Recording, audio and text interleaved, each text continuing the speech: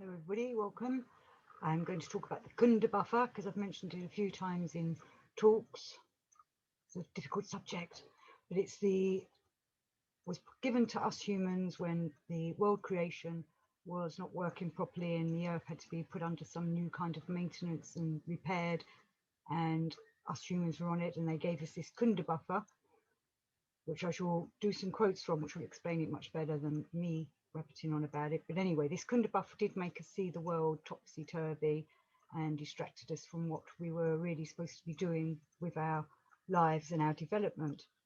And then it was removed from us, but we still carried on living as if we had it because we enjoyed living that world, seeing the world topsy-turvy, as Gurdjieff calls it.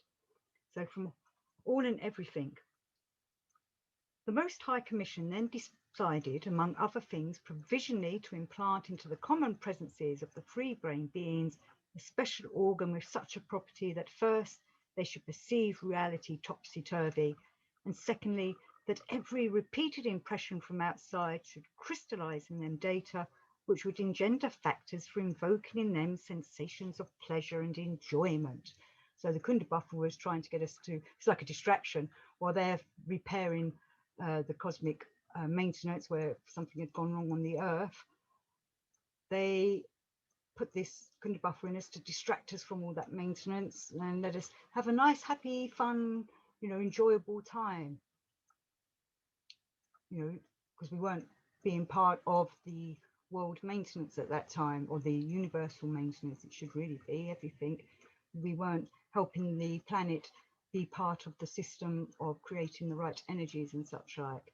So we were distracted with good vibes, good times, perhaps a bit like the 1960s or something. Everyone was being a bit of a hippie, I don't know. But when the Kundabuffer was taken away from us, when all the engineering and whatever had been fixed, and the planet was back ready to be part of the cosmic maintenance system, Kundabuffer was taken away, and we carried on as if we still had it. We thought that we enjoyed our lives far too much without it, or with it, but without it, we still wanted to carry on that way. We still wanted to have the enjoyment and the pleasure instead of developing ourselves, which is hard work and effort, as I've said in many talks. And as you all know yourselves from your own attempting to work at this and create your being. So it carries on in all and everything. Religious teachings founded upon detailed instructions which have been preached by messengers from above, sent by certain nearest helpers of our common Father, for the purpose of aiding the free brain beings in destroying in their presences the crystallized consequences of the properties of the organ Kundabuffer. So that Kundabuffer crystallized itself, or the tendencies from it, into us, and we carried on living that way. It's like when we're working on ourselves, we're trying to crystallize ourselves to a more harmonious way of thinking and being. And the Kundabuffer was doing a distracting way, but we liked it so much and it stayed with us. And that needs to all be broken down, which is why we work on ourselves to break down all the results that come from having had the Kundabuffer in us and still seem to have it in us now, even though we don't, it's gone, but it's carried on in hereditary or passed down into us in the memories or in our DNA or something, that when we had a Kundabuffer, we had a fabulous, pleasant, enjoyable time with perhaps no conscience and no care for anything. So the consequences of the property of the organ Kundabuffer, called envy, greed, jealousy, egoism, partiality, vanity, self-love, and so on. This psycho-organic need of theirs to teach others sense and to put them on the right road.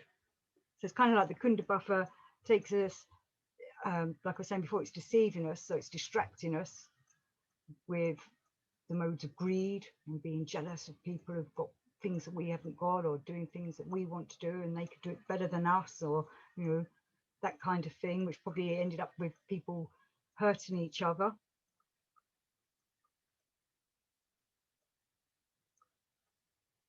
The Kundabuffer effects are: he ceases forever to see and observe his own abnormalities and defects, but sees and observes these in others, which, you know, we're all like, we can all see it in other people when they're doing wrong. We can all see when that person's exploding from something awful happening to them and they're so angry and they're shouting and screaming, and we can see them like looking at a child having a tantrum. We know, you know, it's not really the way we should be acting. We should be looking at ourselves and realizing why we're feeling that way. Or when we see someone being jealous and doing something nasty to try and trip them up or something, we know it's wrong. But when we do it ourselves, we kind of turn a blind eye and stop listening to our conscience.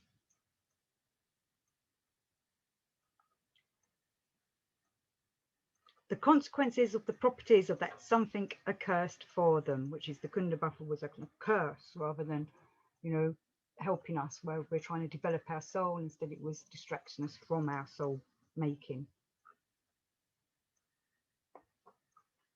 So further on in All and Everything, the soul means now for the saving of the beings of the planet Earth will be to implant again into their presences a new organ, an organ like Kundabuffer, but this time of such properties that every one of these unfortunates during the process of existence should constantly sense and be cognizant of the inevitability of his own death, as well as the death of everyone upon whom his eyes or attention rests. And, you know, Gurdjieff often talks about the terror of the situation. You know, we don't look at what's going to happen. We should be dealing with it now. We always leave things till tomorrow, when tomorrow might not come. But if we start working on ourselves, we will be in the now and working with the now and trying to be now in this moment. Whereas the Kundabuffer would distract us from the now and make us think about what we could be having for tomorrow or what's for tea tonight and things like that. It's like we're always trying to gain something. We you know, I was talking about aims before, and our aim is to develop ourselves, little steps to try and work upon ourselves. But Kundabuffer's kind of aims would be like, I want that car, so I need to work really hard, or I need to find a way to get the money to get that car, and perhaps I'll go and steal it, or, you know, rob someone or something. It is necessary with an intention issuing from one's own initiative and persistence, and sustained by one's own efforts to obtain the eradication from one's presence, both of the already fixed consequences of the organ Kundabuffer, as well as the predisposition to those consequences which might again arise. And of course, they have arisen again, because we don't have the Kundabuffer in us anymore, but we still seem to want to do what a Kundabuffer would tell us to do or incite us to do, because bits a bit of crystallized in us, and it's them that we're working towards to try and stop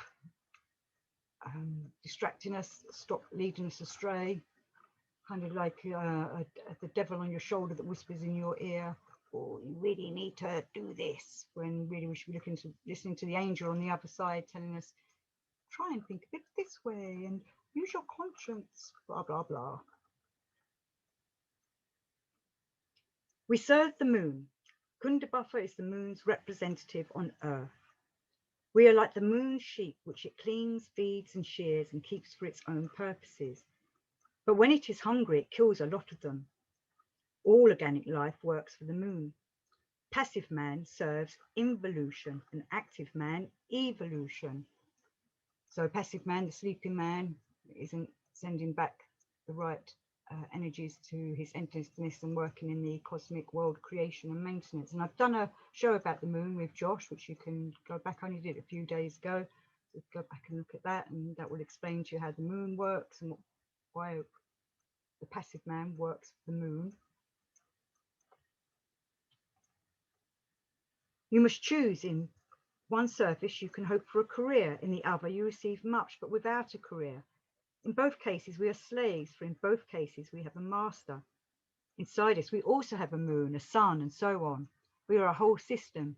If you know what your moon is and does, you can understand the cosmos. So the moon's the distracting force, kind of like what the Kundabuffer's been doing to us, where the sun is the solar force that's part of, you know, the sun's the supreme god in most myths and religions. The top god always lives in the sun, and it's towards that we're aiming to be. We want to be solar powered.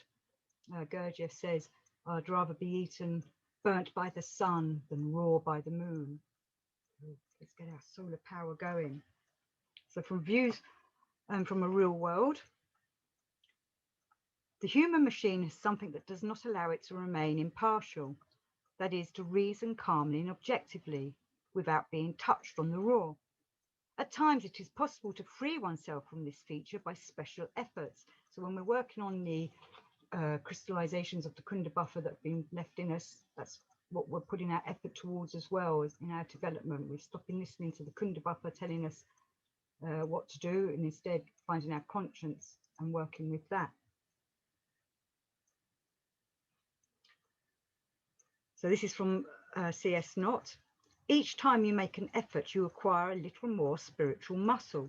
Like a child learning to walk, you begin again and again.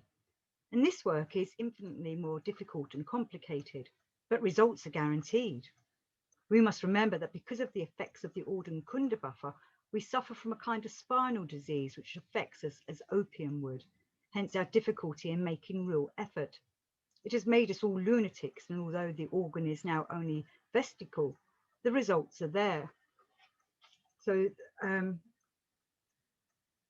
Kundabuffer kind of makes us all a bit druggy, so I think I refer to the 1960s and hippies, it's like being a bit dazed and confused because we're seeing the world topsy-turvy, but it's so nice because everything's making us feel good, and we're enjoying ourselves far too much rather than doing the work and effort, which can be fun and can be a happy experience. Talked about that in other shows, the happy one, and let's make it fun. Don't torment yourself with this kind of work.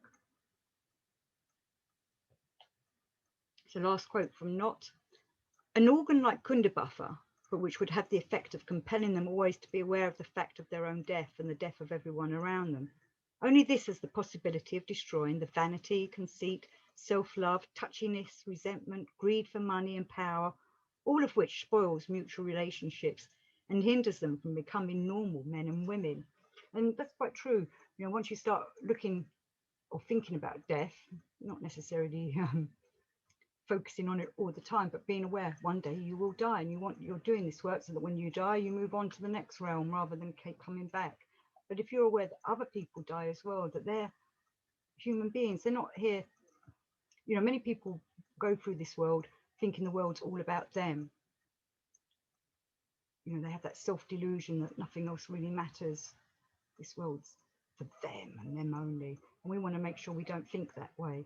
This world's for us to help develop, but it's for everybody that walks on this planet, who lives on this planet, who breathes the air, has the right to try and develop themselves. And if they're not interested in that kind of thing, that's down to them. But we've got to treat them well as well, even though they can treat us badly. That's when we need to work on ourselves of how they treat us. Once we know how to respond and to act back rather than react, they might learn from us. They might think about what they could possibly do to change themselves to be like that. I don't know. Maybe we are examples. I don't know. We all make mistakes. I slip up quite a lot and forget to remember myself and observe myself when I'm caught out by a sudden manifestation from something else from outside. But think about the results of the Kundabuffer that have happened to humanity. It's not there now, but we need to decrystallize the remnants of it in us. It's like it's still in the memory, is still in our bodies, and that's what's distracting us from our work. And we want to work upwards and not downwards. So until next time, wagging your Kundabuffer towel away. See you soon.